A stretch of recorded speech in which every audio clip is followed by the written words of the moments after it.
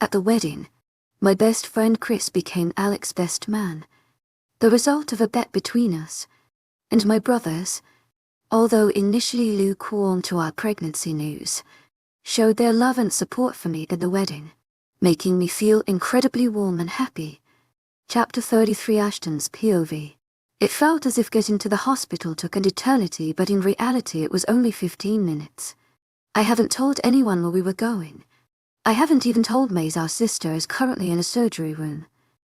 If anything happens to her, we'll all go mad. We'll distance ourselves from each other, not being able to bear the pain of losing her. She brought our family back together after my parents died. After their death Maze and I couldn't look at any family in the face nor talk to them. Mel was the only exception, and she brought us and our cousins closer. Our aunts and uncles distanced themselves, not being able to bear the pain of losing their sibling. It was a terrible time for our family, especially since our parents were close with their family. We arrive at the hospital and I pull over, and then look over to Emma. She smiles slightly as if she knows something is wrong, trying to comfort me. I kiss the back of her hand and we get out of the car. We hurriedly walked into the hospital. Before entering, I saw Maze and our cousins with confusion written all over their faces. They followed me regardless, and we found Alec sitting in the waiting room, his head in his hands, looking drained and defeated. Sitting next to him is his twin, I think, and her mate Alpha Carter. We all first greet Carter and then we ask Alec what happened. Actually, Alec first had to explain to everyone why we were here. Xander POV. What are we doing here? Where's Mel? Jace asks, staring at Alec, who looks lost, like he is completely zoned out of reality. She's in surgery right now, answers Alec's twin sister quietly. What's S? She doing G&S? You are Gery? Stutters Mason. Melody was helping the pack fight and the leader managed to jump on top of her. He bit down on where her shoulder would be inhuman for. Then she fell unconscious in wolf form, explains Alec's sister. I think her name. Shouldn't she be healing? I mean, she's a werewolf, we heal fast. Plus she is a white wolf, she's supposed to heal faster. The doctor said she's too weak to heal herself, so her body shut down. Her healing will be the same as a human's till she gains her strength back. Carter says with a sigh. Why would she be weak? Wonders Grayson aloud. Maybe she used one of her elemental power, answered Dillon, unclicking his fingers. Maybe, muttered Ash. We all look at Alec, expecting him to answer our unanswered question, but he continues to stare into space. Alec's POV. Melody had come out of surgery 5 hours ago and was still asleep. The doctor said that the fight really took a toll on her body and that she could be out for a couple of weeks max. After rushing Mel to the surgery room, I phoned Carter Paz HLY to tell him the battle had ended and to talk to my sister. I told him we had managed to get their leader and that we'd get answers out of him later. I spoke to Ava, asked her to bring me some clothes. In a matter of minutes, she was handing me a pile of clothes. I stared at it at first, unable to move. Ava finally convinced me to go get changed and that if anything would happen she'd mind link me immediately. I got dressed in under a minute and took my place outside the surgery room, waiting. Then I realized I forgot to tell her brothers and cousins. Shit. I phoned Ashton and told him. The 10 of them, including their mates, came rushing in. I can't remember much after that. I zoned out for a while, up until the doc came out of the surgery room telling me my mate was okay, that she had a broken shoulder and 2 fractured ribs, but she was alive. That had brought me out of my previous state where I couldn't even talk. I've been sitting holding Mel's hand since then, sitting on the side of her hospital bed, refusing to move. Her brothers stayed for 3 hours then had to leave. They wanted to tell their pack. Their cousins had only stayed for 2 hours, something about parole, I think. Ava left as soon as Melody came out of the surgery room, but came back an hour later to check up on me and to give me food. I haven't eaten or drunken anything. I can't, not my mate lays on a hospital bed. It's my fault. I think Ava told my parents I have refused to eat, because I hear a knock on the door and immediately recognize the scent of my parents. They walk in, my father puts his hand on my shoulder and my mother begins to tear up. Oh my, she says, covering her mouth. Then she turns to me and becomes even more shocked. Alec, Have you not eaten? She says softly but sternly. I shake my head, my throat to try and speak. She bends down in front of me. To my agent extraordinaire, Madeleine Nilgan. Heartfelt thanks for your unfailing patience, enthusiasm. How can you worry about her if you're not taking care of yourself? What's Melody going to think once she wakes up? I stare blankly at my mother. You'll make her worry about you, Alec. Then her condition will get worse. In order to look after her, you need to look after yourself. My parents stayed a little while longer, then decided to leave. My father told me he'll deal with the pack and that I should worry about Melody. Before my mother leaves, she says, remember, in order to look after Melody, you need to look after yourself. I smile slightly at my mom, letting her know I understand. The sun sets, and my eyes get heavy, so I decided to get into the hospital bed with my Melody, and that's how I spent the first night back with my maid after our fight. In a small hospital bed, but at least she was in my arms once more. Chapter 30 from Melody's POV. I see trees all around me. I'm in a forest. It looks so familiar, but I can't remember why. Then it hits me like a hammer. I'm in the forest of our old territory. In the exact place my parents died. I remember it all now. I was hiding behind this tree. I think, while stroking the tree. I remember now. How could I have forgotten? With both my hands on the tree, a loud sob escapes my mouth, and I slide down the tree crying, tears streaming down my face. It's my fault they died. I'm the reason they're dead. I sob louder, feeling so alone. I probably look like a total mess right now. Why's my little girl crying? Asks a familiar voice I haven't heard in years. I immediately wipe me tears away with the palm of my hands and look up. Then I see my daddy standing leaning against a tree. I quickly stand up and run into his arms. I sob and he tries to calm me down. Then I feel someone hug me behind my back. I turn around and hug her too. We share a group hug. Then I pull out of my parents' embrace. More tears spreading down my cheeks and my throat gets really dry. I feel it closing, making it seem impossible to talk. Oh honey, my mom says, wiping my tears-stained cheeks. I pull her into another hug. I haven't felt this close to my mommy in years. I hug her tightly, afraid she'll fade away if I don't. I catch her by surprise, but she wraps her arms around me regardless. Melody, we need to talk. Your mother and I have to talk to you. I slowly let go of my mom and turn to my dad, nodding. He signs heavily but smiles and points to the direction of the floor, silently telling me to sit down. My parents sit next to each other in front of me. We sit down on the floor cross-legged. Where does E begin? My father asks, sighing softly. At the beginning would be helpful.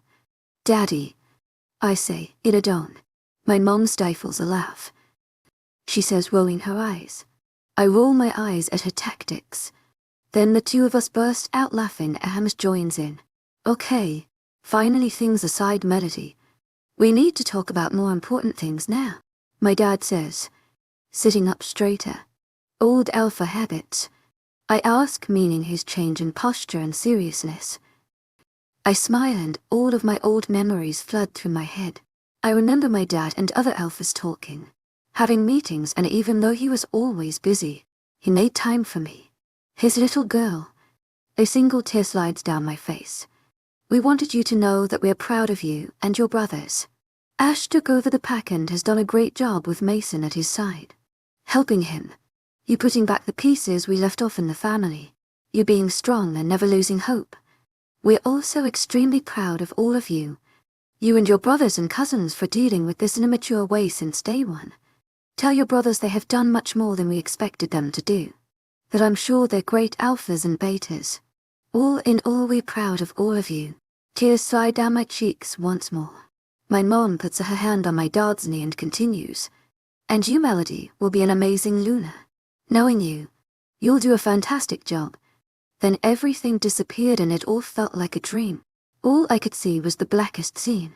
Holding no life. Nothing, no animals. Plants. Nothing. And once again I feel alone. Chapter 35 Melody's POV. Beep beep beep. Slowly my eyes flutter open, but I immediately close them again. The bright lights hurting my eyes. I try opening my eyes again. Then I notice Alec, laying next to me. And we're in a hospital room. What am I doing here? Oh wait. I was hurt. I fell unconscious and Alec stood over me in a protective stance. I don't know what happened after that. I snuggle up closer to Alec, loving the warmth radiating off of him. Alec feels me stirring in my sleep and his eyes open. He looks tired and run down. Like the sleep he had did nothing. There are bags under his eyes, making him look groggy. When he sees me, his eyes suddenly lighten up and the rundown look on his face disappears. He hugs me, holding me close, breathing in my scent, calling his wolf. KD. Then he kisses me deeply. We say for the moment. The kiss is short and passionate. Then he presses his forehead against mine. I was so worried. He mumbles. I smile, feeling guilty about making him worry about me. So I peck him on the lips. Well, I tried to. He had other ideas. What I thought would be a peck turned into a full-on make-out session. Someone clears their voice in front of us. I immediately pull away from Alec and look at the person. It's a middle-aged man with a white coat on. He must be the doctor. Shit, the doctor caught us making out in a hospital room. Although my face turns bright red and I did in Alec's chest. Alec growls, obviously not liking being interrupted, and I roll my eyes. What are you doing here? Dark Alec seethes out. I slap his chest. Don't be mean. He's doing his job. He's a doctor. He goes around making sure his patients are getting better. I mumble. I feel Alec stare down at me, smiling. I look up at him and return the smile. I decide it's time to face the doctor once more, ignoring the fact that he walked in on us making out. The doctor stares at me, shocked. I cock my head to the side, confused. Why does he look so shocked? Alec notices my confusion. No one ever talks to me like that. Oh, makes sense. I say, smiling innocently. Alec ignores my comment and turns to the doctor, not before readjusting the way we both lay on the bed. He lifts me up and sits to the back so that his back is near the wall and puts me in between his legs. I lean against his chest, finding this a comfortable position. What's up, Doc? I giggle slightly. What's funny? Love. That just reminded me of Bugs Bunny. Alec shakes his head, clearly amused by my childish behavior. He turns back to the doctor with raised eyebrows. Well, Alpha. Nip, please call me Mel. I'm not officially the Luna yet, I say, smiling. The doctor turns to Alec, who nods, saying it's okay to call me that. Okay. Alpha and Ms. Mel, I have no particularly good or bad news. Mel, you have a broken shoulder and 2 fractured ribs. The bite mark had healed while you were in surgery, but it appears that your shoulder and ribs are taking longer to heal. And we have no idea why. The doctor says, scratching his head. I know why I'm taking longer to heal, doctor. I drag the sentence out, not knowing the doctor's name. Wilson, he says, bowing his head. I smile. Dr. Wilson, the reason for that is because I'm a white wolf. Yes, I'm aware of that, but shouldn't you be healing faster then? If I was an ordinary white wolf, yes. But because I'm not, my healing will take about as long as it would if I was human. I don't understand, Luna, says a confused doctor with crinkled eyebrows. Alec also looks confused. I almost feel tempted to laugh. I'm an elemental white wolf. So when I use one of the 4 elements or all of them, it drains my body in more ways than one. If after using them I get injured, I heal a lot slower due to the fact the use of my elemental powers are taking toll on my body. Oh, both the doctor and my mate say in unison. Well, Luna, I mean Mel, you only need to stay here for 1 more night just so we can observe you. Then tomorrow morning you can go home. I'll send a nurse later to check your vitals. Before he walks off, he says, before I forget, I'm afraid you'll have to wear that sling for about 6 weeks. Okay. Thank you, Dr. Wilson. I smile politely and Alec shoos him out. Before he exists, he bows his head slightly in respect towards his Alpha. I stare at my arm. It's completely covered. Oh, ghoul, because I thought I was strong enough to help the pack. I think Alec noticed my throwing at my arm because he used his hand to bring my face up. So I was looking directly at him. It doesn't tint your beautiful heart, nor does it make you any less perfect in my eyes, he says, kissing the palm of my hands. Then he gets a mischievous glint in his eyes. Alec starts kissing me down my jaw, making his way to my neck. He kisses my mark and an endless amount of sparks fly through my body. He begins trailing his kisses up my neck and back to my face. Then he kisses my lips. I break the kiss not only for air but because I realized my brothers and cousins must be worried sick. I wonder if they know I'm in a hospital. If they know I'm okay, what am I going to tell them? Oh, Moon Goddess, help me. Alec sees and senses my tenseness. He puts his big hand on either side of my face and arms. Before I answer, I feel the blood drain my face, making me feel weak. I start getting dizzy. Alec, I feel lightheaded. Shit. Mel, close your eyes and focus on my voice. Just try focusing on my voice. Then open your eyes. I do as he instructs and open my eyes, no longer feeling dizzy. Feeling better. I nod, leaning into him. His arms wrap themselves around me. I'm currently laying on top of him, as he plays with my hair. Now tell me what's wrong and don't forget to breathe. He says in my hair. Do my family know I'm her eyes? Can you phone them and tell them I'm awake, please?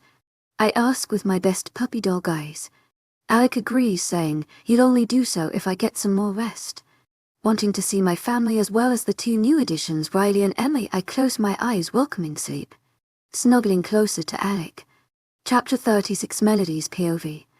I feel someone poking my face and I slowly open my eyes only to find my idiotic cousin. To my agent extraordinaire, Madeleine Nilban. Heartfelt thanks for your unfailing patience, enthusiasm. He sees me eyes open but continues poking me. I swat his head away from my face. I attempt to sit down. She's alive. Everyone in the room jumps. Remember I said I attempted to sit up. Keyword attempted. As I brought my body up, the right side of my body started painting. And I started whimpering. Alec was at my side immediately, helping me, bombarding me with 1,000 questions. Are you okay? Where does it hurt? Should I get the doctor? Painkillers. Melody, say something. I had to shut him up, so I gave him a peck on the lips. Before he can take the kiss any further. Keep the PDA to a minimum. That's my little sister and I don't need to see her and her mate make out. Says Ashton in a matter of fact tone. I shake my head. But somehow that brings a massive smile to my face. I look around the hospital room to see who all is here. My big brothers, I'm including my cousins in that. They treat me like a little sister and we're closer than cousins.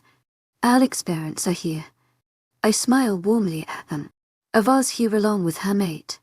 They're two guys I don't know, but for some reason they look familiar. Alec sees my confused expression toward the two standing in the corner of the room with crossed arms. Mert, Eric, come here. He calls them. They walk closer till they're at the foot of the hospital bed. Mel, this is Matt, my beta and best friend. To my agent extraordinaire, Madeleine Nilban. Heartfelt thanks for your unfailing patience, enthusiasm. My third and my other best friend. You might have seen them around school. I nod and smile. They bow their heads slightly in respect. Luna, they both saying in a friendly manner. Can you please call me Mel or Melody? I'm technically not Luna just yet. They nod, understandingly. Then Alec's mother. Claire asks me how I'm feeling. I'm okay. I still feel a bit weak, but I'm slowly regaining my strength. Eva walks up to me and hugs me. I'm glad you're okay. My parents. My mate and I have to get going. I'm really sorry I can't stay for longer. She says, her face dropping. Don't worry about it. We'll talk later or whenever. I feel like we haven't spoken in ages. She laughs, lighting up Carter's face.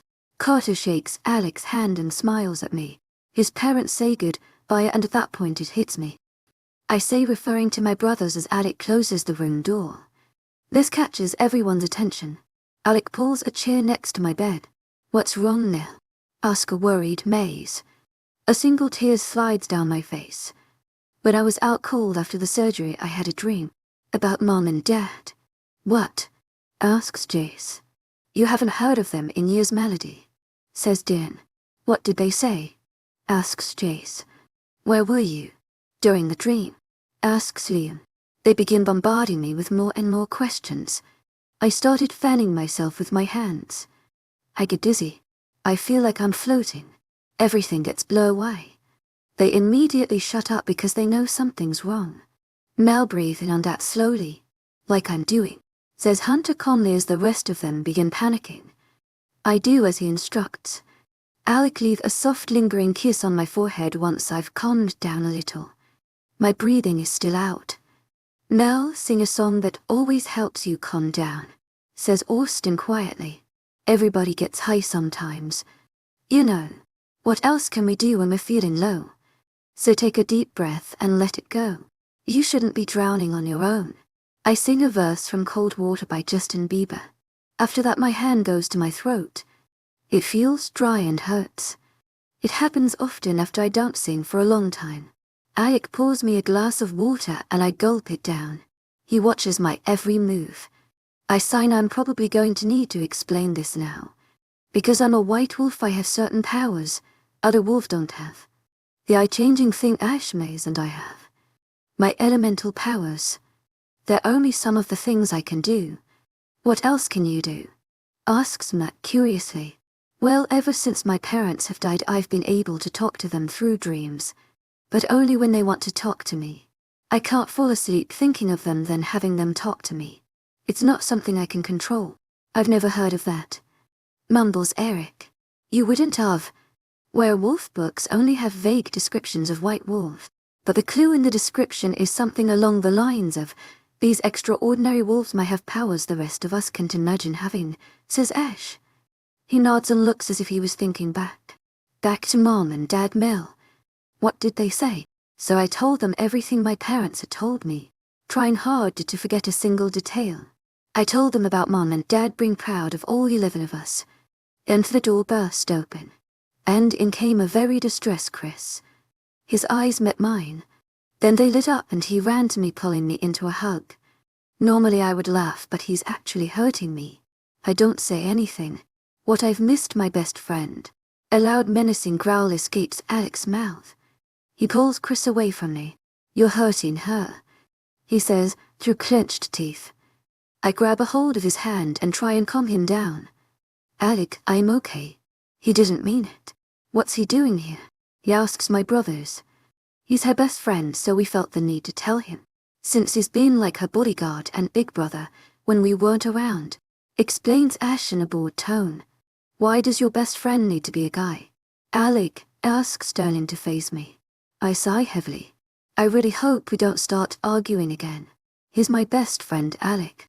Whether you like it or not. I'm not changing that for you. So I suggest you to learn to get along. You'll be seeing a lot more of each other. I say smugly. They both mutter. 2 weeks later, I finally get to leave the hospital. I say doing a happy dance on the hospital bed. The doctor finally discharged me, telling me to be careful around the house and that I should probably be on bed rest for another week or so depending on how I feel.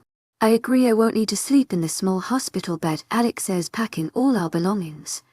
No one told you to sleep here, I say in a sing-song voice.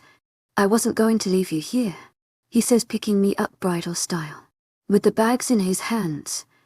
To my agent extraordinaire, Madeline Nilben, heartfelt thanks for your unfailing patience, enthusiasm. I can walk. No way. Doctor said you should be on bed rest for another week, which means no physical anything for you. No waking, nothing. I sigh, giving in knowing he's probably just as stubborn as I am. We can finally go back home.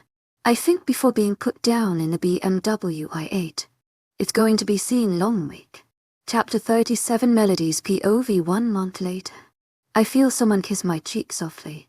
I grumble in response with closed eyes, enjoying my last bits of sleep. Wake up, love, whispers Alec in my ear in his sexy morning voice. He kisses my temples, then hops out of bed. With no effort whatsoever, I sit up and rub my sleepy eyes. I look around our room and smile. Yes, our room. After me being in hospital, Alec became more overprotective. He fixed up his room and it turned into our room so that he could keep an eye on me. He was suddenly in most of my classes. If he wasn't in one, Eric or Matt were. Over the last month, Chris and Alec have come to some sort of agreement. They're not friends. But as long as they both make sure I don't get hurt, they're good. After coming home, Chris gave Alec the talk about ever hurting me. For once I actually saw him scared, and it was because of my best friend. Love, we need to go shopping. Alec says, bringing me back to reality. Why? I ask with a creased brow. He stands in front of me, bites his lip and uses his thumb to rub the creases away. Because today you finally become the Luna of the Moon pack, he says, smirking. I jump up from excitement. What? I squeal. You heard me. Now get that cute butt of yours moving, there's still a lot to do. Alec says, putting on a shirt. I stare at his abs. Ugh, why does he have such a good body? I think I started drooling. I wipe it away before he sees. But I was too late, he started smirking. I held my head high and walked over to our closet, took out some clothes and went into the bathroom. Locking the door, of course. My turn to smirk. I do my normal morning routine. Brush my teeth. All in all, I get ready for the long day ahead of me. Once I finished, I slowly opened the bathroom door, peeking out to see if Alec was around. He wasn't, so I exited the bathroom and tried to find him. I walked around the house, then the smell of pancakes caught my attention. So I followed the smell, which led me to the kitchen. Guess who was standing behind the stove? Shirtless, making pancakes. You guessed right, my mate. To my aching extraordinaire, Madeline Nilben. Heartfelt thanks for your unfailing patience, enthusiasm. He hasn't noticed me yet, so I hug him from behind, wrapping my arms around his torso. My body ignites with sparks. He spins around and picks me up. My arms move from his torso to his neck and my legs wrap themselves around his waist. I put my head in the crook of his neck and he puts me by the kitchen counter, so that I'm sitting on it. We stay there for who knows how long, just in each other's arms. Someone clears their throat behind us. I pull away from Alec, embrace and walk over to Ava, engulfing her into a hug. Over the two of us hug, then she goes on to making herself some coffee. The two of us have grown close in the past month. She's most definitely my best friend, girl best friend. No one can take Chris's place as my best friend though. Alec places a plate with 2 pancakes in front of me. The pancakes have berries and chocolate sauce on them. He gives me 2 and himself like 5. So when are we leave for the mall? I ask Alec. Wait, why are you going to the mall? Asks Ava before Alec could respond to me. Because today Mel finally takes up the role as Luna, and she needs a dress for the ceremony. Nope, she says, shaking her head. We both give her a confused look. There's no way you're going shopping with her. I'll take her. Then you can be surprised on what she's wearing. I had to say I agreed with Ava. So the two of us put on doggy faces and managed to convince Alec to let us go. The mall was quite busy. Barthy and I had been in at least 5 shops and I found nothing. Just then Ava saw another dress shop and dragged me in and searched the rails. Whatever she liked she threw my way that ushered me to a changing room. I tried them on, then showed her, and this went on. She was never satisfied with them, and frankly neither was I. I had one more dress in the pile she had given me. It was a white dress with a floral print. It had a sweetheart neckline and a gold belt. I honestly fell in love with it when I saw it. I quickly tried it on and walked out of the changing room. Ava was staring at her phone. She almost fell out of a chair when she saw me. So she forced me to take that dress. Well, not exactly forced, since I loved it dressed and it fitted like a glove. Thus I wasn't the one paying, which was a plus. Alec was the one paying since Ava made him give her his credit card. It didn't take us a long time to find a matching pair of shoes and accessories. After that we were on our way home again. When we got home I couldn't even greet Alec or anyone else in the house because Ava had pushed me upstairs. She pushed me into her room to me to sit down and wait. She fetched all of my necessities in my room, told me to take a shower, then did my hair and makeup. She wouldn't even let me look in the mirror until she was done. Wow, I say, staring at my reflection. Ava had definitely outdone herself. My eyelids were painted in different shades of pink. I put on the dress with my shoes and all the accessories. Then Ava and I walked downstairs with linked arms. We walked into the backyard, which was buzzing with people. Alec was talking to my brothers and when he caught sight of me, he stood there dumbstruck, with his mouth open and his hands in his pockets. He shook his head and walked over to me, hugged me, and told me how beautiful I looked. My brothers and cousins came to hug me. Everyone chatted and socialized for about an hour before Alec went into the makeshift stage. Alec clears his throat and all the chatting, mumbling and giggling stops. Everyone turns their attention toward their alpha. As you all know, I found my mate quite a while ago. But with everything that had happened, I haven't been able to introduce you to her properly. I've told about her and her unique wolf, but today my mate will officially become your Luna. She deserves even more respect than I do. So I'd like to call my mate and your new Luna to the stage. Alec says, ending his speech looking directly at me. I blush and walk towards the stage. As I approach the stairs, Alec lends me his hand and helps me up. Once I'm on the stage, we complete the Luna ceremony, and I officially became the Luna of the Moon pack. Alec and I share a hug and he discreetly puts something on my finger, but I hadn't had a chance to look at it, as we were approached by an old couple who introduced themselves to me. When we had finished the conversation, Alec and I walked to the refreshment stable. I finally had a chance to see what was on my finger. I gasped when I saw it. It was a ring. I looked up at Alec with a confused look. What's this for? He smiles brightly and kisses my forehead. It's a promise ring. A promise that one day you'll be my wife and we'll have a family together. A promise that I'll always protect you, and a promise that I always treat you the way you should be treated. Not like a princess, but like a queen. My queen. I probably had the stupidest smile on my face. I jumped into his arms and he whispered in my ear. And it's shaped like an infinity to show that my love for you is infinite. Chapter 38, Alec's POV. 5 months later, Mel. I call from the bathroom. What? She grumbles. She's been really stressed recently. But I honestly don't think that's all. I think she might be feeling a little bit homesick. I think she misses them. Her brothers and cousins. I mean, they are the only family she really has. Actual family. I know she regards the pack as her family too. Mel has been doing a great job as Luna. She was definitely made for the job. She still has concerts on the odd night, but a lot less because of the workload. Be ready in 2 hours, we're going out 10:00. Alec, there's too much to do. I have to finish my art prac, study for midterms, and I kiss her to shut her up. I love her and her voice, but sometimes she speaks too much. The kiss lasts long, we pull apart needing air. Be done in 2 hours, we're going out. Dress nicely. Are you saying I don't dress nicely all the time? She asks with raised eyebrows. I never said that. I reply, kissing her forehead. I leave her alone to get ready. I need to finish organizing everything. Everything needs to be perfect for her. I get dressed, then head out to sort out a few loose ends for the date I have planned. Melody's POV. Alec told me go get ready because we're going out and said to dress nicely. What's that supposed to mean? Wear dress? Ugh. I wish he had said more so I know what to wear. Like where we're going. So I know it would be appropriate to wear. Eventually I decided to wear something nice, but not tonight. Get what I'm saying? It took forever just to pick out an outfit. I literally rampaged through my entire wardrobe. I had a lot of packing to do since most of my clothing was scattered all over the room. I decided to do some makeup. I made myself smoky and put on some maroon lipstick, matching my shoes. I checked the time on my phone. I had 5 minutes before Alec would pick me up, so I decided to walk down the stairs. As I was walking down the stairs, Alec entered the house.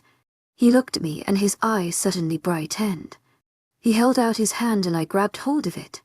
I made it down the stairs and he greeted me with a kiss. You look beautiful as always, he said, kissing my forehead. I rolled my eyes at him and smiled. He smiled back at me. Then I noticed something in his hand, and I raised my eyebrows. Alec follows my gaze and smirks. Princess, I'm gonna need you to wear this. Otherwise you'll end up ruining the surprise I have planned. Surprise? I hate surprises. Come on, do it for me, love, he says, pouting. I sigh and give in. What have I gotten myself into? Alec puts it on and leads me to the car. Then I feel the car moving. Hopefully this won't be a long car ride. I was wrong. The ride has been extremely long. I've probably been in this car for like half an hour, although it feels like longer. Alekichi. Moon, he hums in response. Are we there yet? Not quite. Be patient, princess, we're almost there, he says, kissing my knuckles. Can you at least put on the radio? Please. I don't get a reply. Alec just puts the radio on. I start humming softly. Very soon my humming turns into full-on singing.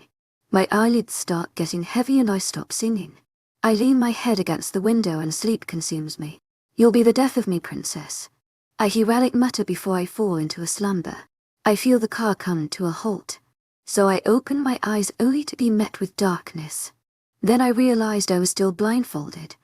I hear my car door open and feel strong arms wrap themselves around my body. I know it's Alec because of the sparks. He carries me bridal style. I snuggle up closer to him. Then he puts me on my feet and I hear something. I thinks it's the ocean. I hear waves crashing. Seriously, we're at the beach and I'm dressed like this. Alec stands behind me and wraps his arm around my waist, pulling me closer to him. He removes my blindfold and I'm met with a view of the sun setting behind the ocean and a yacht. I gasp. It's beautiful. Not as beautiful as you. I hear Alec whisper in my ear, picking up on my thoughts. He spins me around and kisses me. He puts my legs around his waist and walks towards the yacht, carrying me.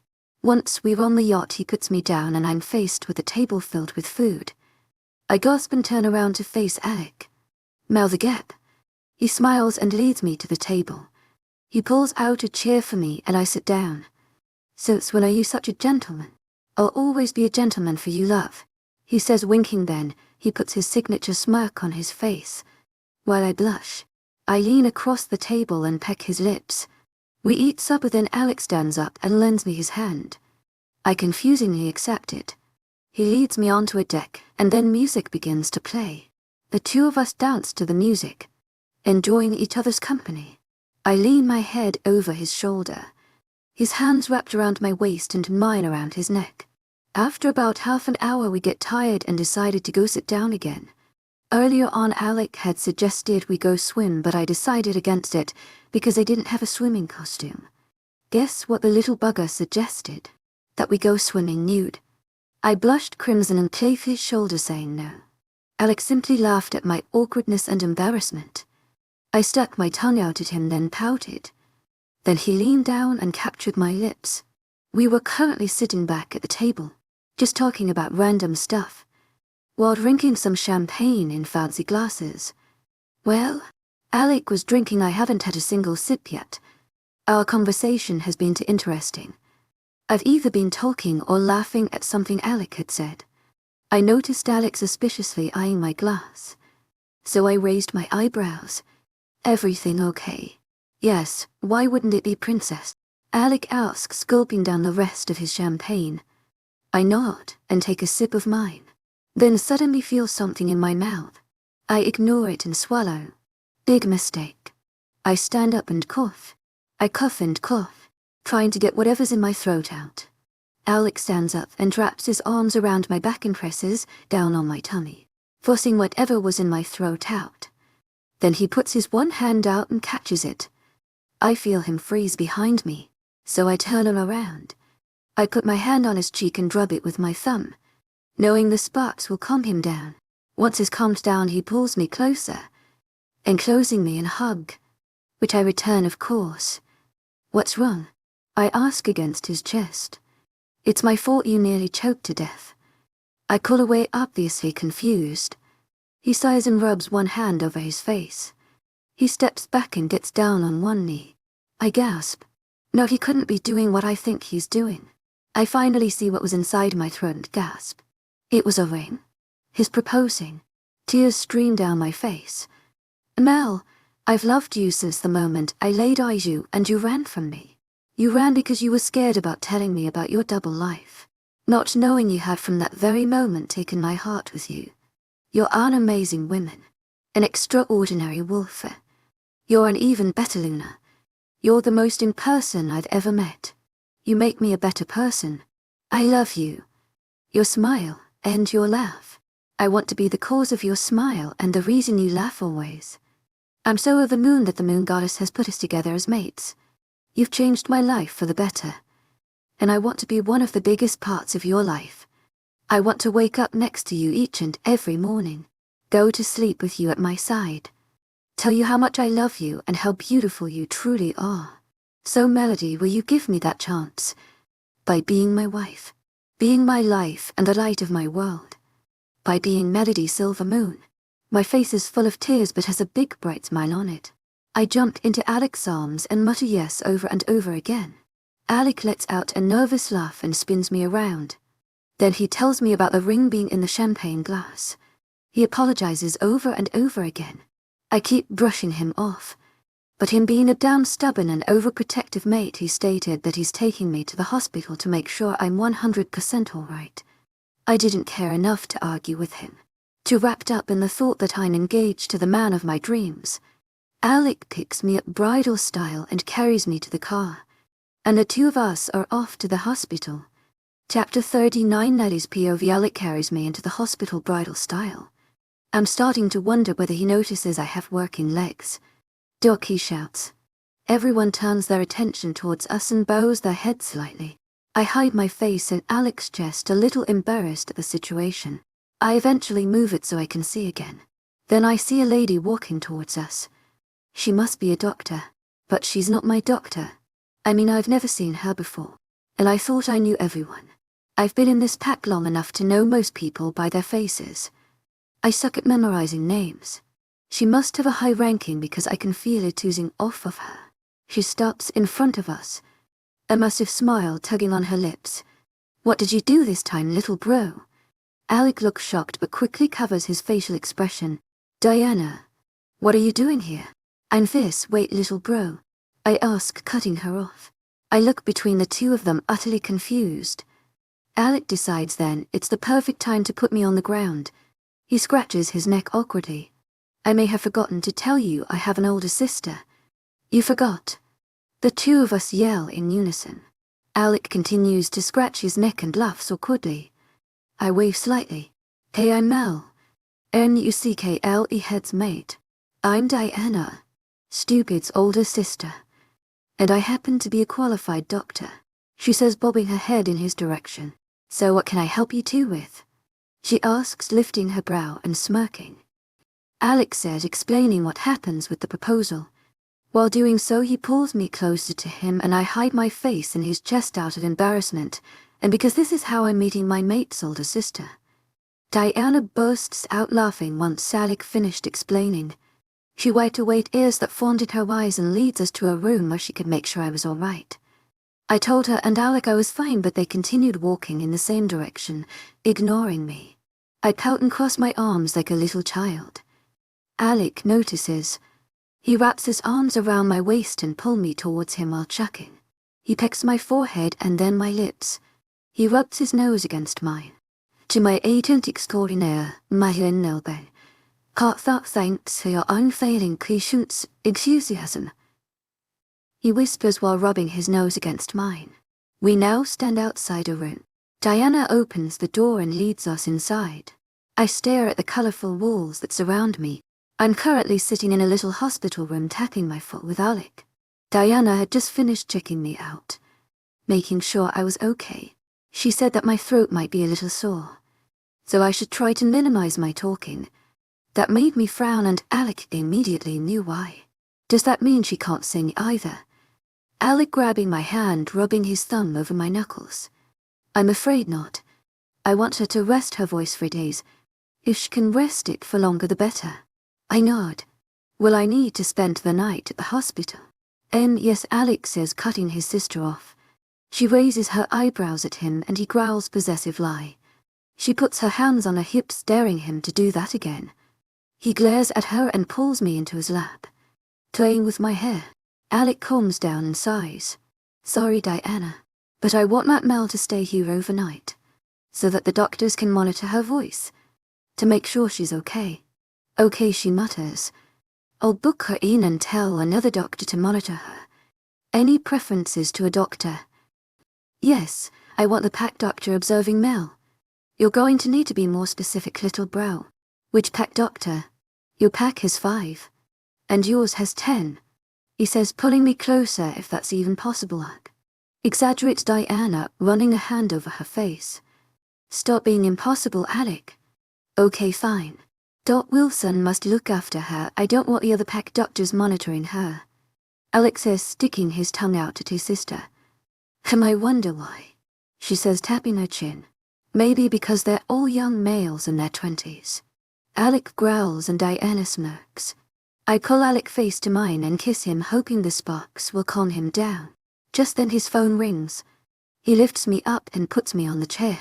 Excusing himself, he leaves to answer the call. Before he's out the door, I remind him to tell my brothers I'm here. Just so they know. He nods, giving me a small smile before closing the door. Leaving me with his big sister. I decide to attempt to make small talk with Diana. So why haven't I seen you around the pack before? She smiles lightly and turns her head toward me. I no longer live in this pack. I moved when I found my mate Alpha Justin of the Half-Moon pack. I'm here now with my family, visiting my parents and siblings. I nod, but then realized she said she's here with her family. So you're here with your mate and children? Yes, I'm here with Justin, our daughter Kimber. I lay on a hospital bed while Alex sits next to me on a chair. I stare at the boring room while he types vigorously on his phone. He dumps his phone on the hospital bed and sighs, pulling at his hair. Just then the door opens and in rushes 12 people. My brothers and Riley and Emma, all looking worried. Relief washes over their faces when they see I'm okay. I smile brightly at them and they all look confused, obviously because I'm in a hospital, smiling like I won $1 million. I hold my left hand up so that they can see my engagement ring. I'm engaged. I squeal out. My brothers freeze while the girls jump up and down, squealing with me. Alec tries to hide his face in a magazine and I'm brothers' heads all turn towards him. One mutters Ashton, whose eyes have darkened. Alec doesn't think twice. He jumps over the hospital bed and lands right in front of the door. And he runs. He runs out of the hospital room and my brothers run after him. They are chasing him around the hospital. I stand by the window and see Alec running out of the hospital, but before he can get away, Maze tackles him to the ground. They pull him inside, probably to scare the living daylights out of him. I chuckle and the girls and I chat about wedding arrangements. Chapter 40, Alec's POV. 3 months later, I stand in front of a mirror attempting to put on a tie. It's not going too well. I sigh in frustration and to the tie onto the floor. Mel giggles as she walks out of our bathroom, obviously having front row seats to my mini tantrum. I pout and she rolls her eyes. She walks over to the tie and bends down, picking it up. I frustratedly drag my hands over my face. While taking a seat on our bed, Mel comes to stand in between my legs with the tie in her hand. She bites her lip as she puts the tie around my neck. I watch her tentatively as she quickly moves her hands, knotting the tie perfectly. After only one try. Just as she's about to walk away, I stand up and grab her waist, pulling her into my embrace. I stick my head into her neck, nuzzling it. Slowly she wraps her hands around my torso. I trail kisses along her jaw, making my way to her neck. Once I get to her neck, I kiss my mark. She tightens a hold around my torso and moans. Alec, stop, she whispers. I let out a sigh, wanting to continue, but stopping because I know she wants to get to school on time. Today we finally graduate from high school. All that stressing Mel did a while ago kind of paid off, since she got the mark she wanted. Guess what, my mate has a 90% average. I'm so proud of her. I pull her in for another hug, missing having her in my arms. When I pull away, I grab her left hand and kisses all over it, making her giggle, which makes me smile. I see the ring I gave her on her finger and my smile brightens. All I can think about is the fact that in a little less than a year she'll be my wife. I also can't stop thinking about what her brothers did to me when they found out we were engaged. I cringe at the thought. Flashback.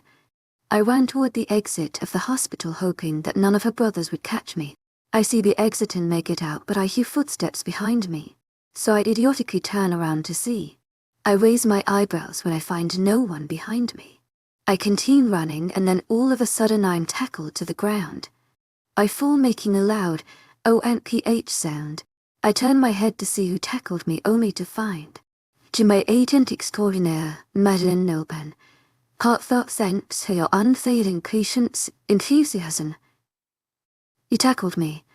Then I realized that all of them have surrounded me, leaving nowhere for me to run off to. Ash drags me inside, and surprisingly we have a civilized conversation. Well, after Ash punched me, giving me a blue eye.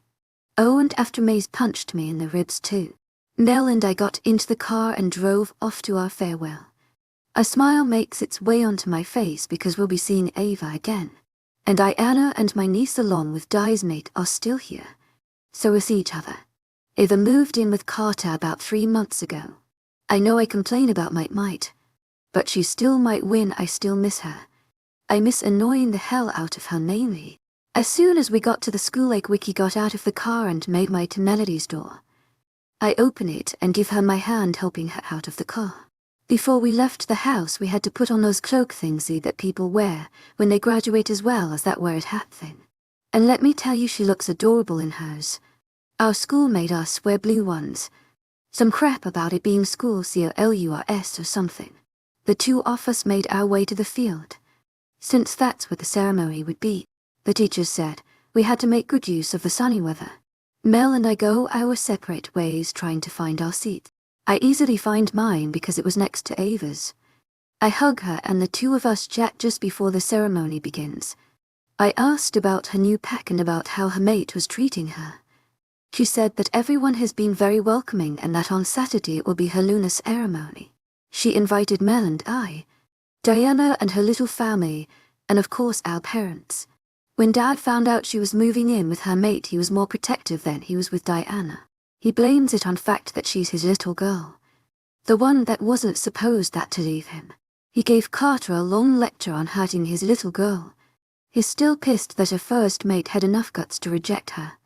Our principal makes her way onto the stage and opens the ceremony. After that, everyone got called up to get their high school diplomas. After I got mine, I waited for Mel to get hers and kissed her. The two of us walked back to our separate seats. The school valet, I see Torian gives a boring speech which I pay no attention to. I'm too focused on Mel. One of our teachers asked her to sing a song at the ceremony. Although I know she's sang in front of more people before, I can't help but notice how nervous she looks. Our eyes meet, and when they do, she manages to calm down slightly. I smile and give her a thumbs up. She smiles back, giving me a nervous toothy smile. Once the school valedictorian has finished his very long and very boring speak, he handed the microphone over to Mel. She took it with shaking hands. She closed her eyes and breathed in, calming herself. You'll do great, Princess, I say through her mind link, trying to help her calm down. She nods at the guys in charge of the sound and music, silently telling them to play the track. Now that I think about it, she hasn't told me what she plans on singing. Darling, darling, oh, turn the lights back on now, watching, as the credits all roll down. Crying, you know we're playing to a full house. House no heroes, villains, one to blame. While wilted roses fill the stage and the thrill is gone. Our debut was a masterpiece. But in the end, for you and me, oh, it can't go on. Once the song is over, everyone stands up and claps their hands. Mel shyly walks down the stairs of the stage and meets me there.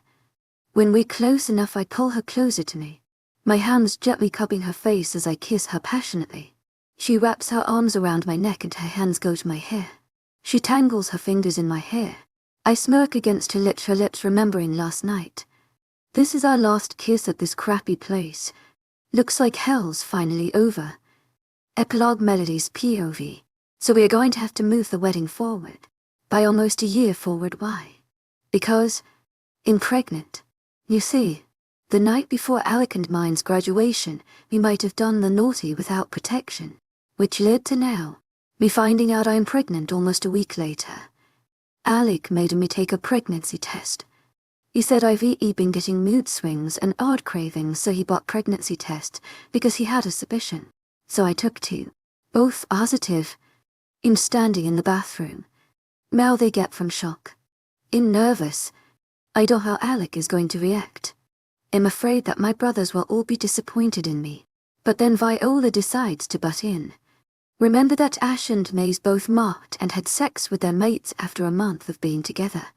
So, technically they can't be mad at us. We've known our mate for almost a year, and we won't be pregnant alone. That's why Temma and Riley are pregnant too. And Riley is not a force to be reckoned with. Know that she's pregnant. That girl is scary, and I'm surprised Maze hasn't his head yet. Since Em and Riley were both human, they had a lot of explaining to do to their parents. Since they met these guys a month ago and were both already pregnant, so Ashton and Mason had to go along with them and tell their parents about the werewolf world. The girls' mothers accepted them as mates, but their fathers not so much. Their fathers were extremely overprotective, especially when they found out their daughters were mated to werewolves. Tu m'as agent extraordinaire, Madeline Nilbe. Heartfelt thanks for your unfailing patience and enthusiasm. Like I was saying, I have no idea how I'm going to tell Alec. What if he doesn't want children right now? All of our plans have to change now. Eventually, Viola managed to convince me that he would be thrilled at the thought of being a parent and having Undead to the pack. I nervously walked towards his office. I knocked softly on the door and entered when I heard him say, "Come in." Alec looked angry, and Matt and Eric were standing there. They were probably discussing something, and I interrupted them. As soon as Alec saw me, his expression softened and he raised his eyebrow, asking me what's wrong. "Alec, I need to talk to you," I say while Matt and Eric quietly exit the office. "What's the matter?" he asks while nodding to the couch in his office. The two of us sit down on the same couch. He turns his body slightly so that he's facing me.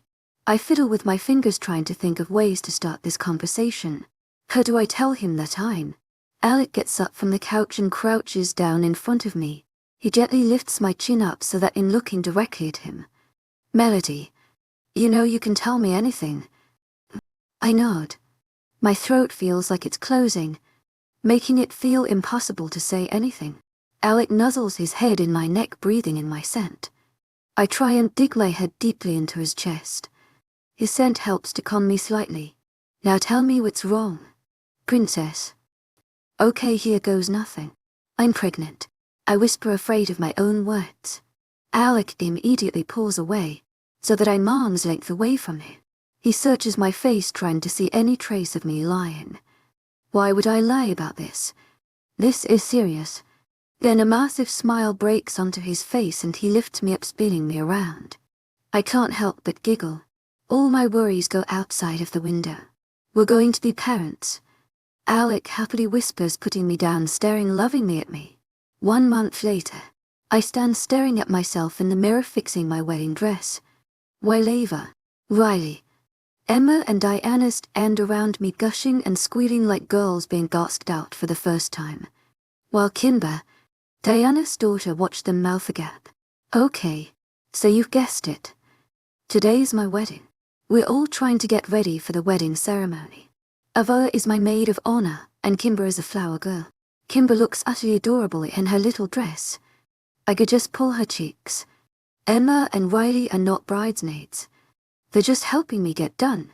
They were so happy when they found out I was pregnant, going on about how our children will be adorable and how they'll wear similar clothes. My brothers, on the other hand, weren't too impressed. But it's over with now. In just 5 months I will have a little baby in my arms. But first, Alec and I need to get married. Alec's best man is actually Chris. As in my best friend Chris. You see, Alec and I made a bet. I once saw Chris had to be best man. Chris had been away in another pack helping train the pack. Since he's the best warrior in Ashton's pack, other than my cousins, who refused to travel, Chris came back with his mate, Madison. So Madison is one of my bridesmaids, along with my cousin Jamie, who came all the way here for my wedding. I stare at myself once more before hearing someone knock on the door. Ash enters the room and does a double take. "Mel, you look beautiful just like Mom." I look down, feeling sad that I'll never share this moment with my parents ever. The girls immediately pull me in for a hug. Not before Ava threatens me about ruining my makeup she spent hours doing. "Please don't cry, Auntie Mel. Pretty girls don't cry, they smile." Kimber tells me, giving me a toothy smile. I bend down so that I'm at eye level with her and kiss her forehead and returning a smile. Mel, everyone is waiting for you, Ash says. The two of us hook hands and walk towards the direction of the hall. Since Ash is the eldest, he's handing me over to Alec. Ashen and I stand outside the hall facing the door. Then the music begins to play and two guards open the door for us and I see Alec, looking sexy as ever I might add, in a black suit. He sees me and his face lights up. His eyes twinkle with admiration. When we get to where Alec is standing, Ash kisses my forehead, then placed my small hand in Alec's large one. Alec doesn't remove his gaze from me for the entire time. The priest says something but we pay no attention to him. Not until he says, "You two have made your own vows. Am I correct?" Alec and I nod. "You can go first, Mr. Silvermoon." Alec nods. "Melody, you are my world, my everything. I can't imagine a life without you in it. I plan on spending the rest of my life trying to make you happy. I always want to be the reason behind your smile and I want to be the one who makes you laugh. When you are sick, I want to look after you." He puts his hand on my stomach. "I want to be the best husband for you and the best father for our unborn pup. I never ever want to make you unhappy. You two are my life, and today I promise on my life to cherish you both and love you both unconditionally." There are tears falling down my cheek. Alec takes his thumbs and gently rubs them away. "Tu m'as agent extraordinaire, Madeleine Nilben. Heartfelt thanks for your unfailing enthusiasm. The day I met you, I ran away not knowing how to tell you about my complicated life. And when I told you, you said I was foolish." I chuckle lightly. "You protected me with your entire pack when I was hunted by rogues. You did that without me asking. I want to wake up next to you each and every morning because by your side is the only place I feel truly safe. I honestly don't know what type of parents we'll be, but I do know we'll do everything in our power to keep our child safe. I love you, Alec Silvermoon, and I can't wait to steal your surname forever." Multiple AWWWs are heard in the crowd. "You may now kiss the bride," says the priest. Alec wastes no time and wraps his arms around my waist, pulling me closer to him. My arms instantly find his neck and we share a passionate kiss while the crowd applauds us.